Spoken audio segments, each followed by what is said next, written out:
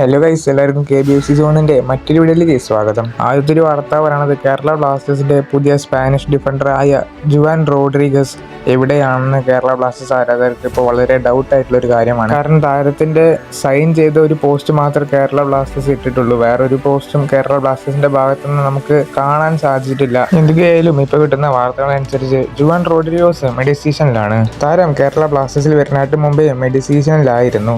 പക്ഷെ താരത്തിന് ഫുള്ളായിട്ട് മെഡിസിൻ നോക്കാൻ സാധിച്ചില്ല.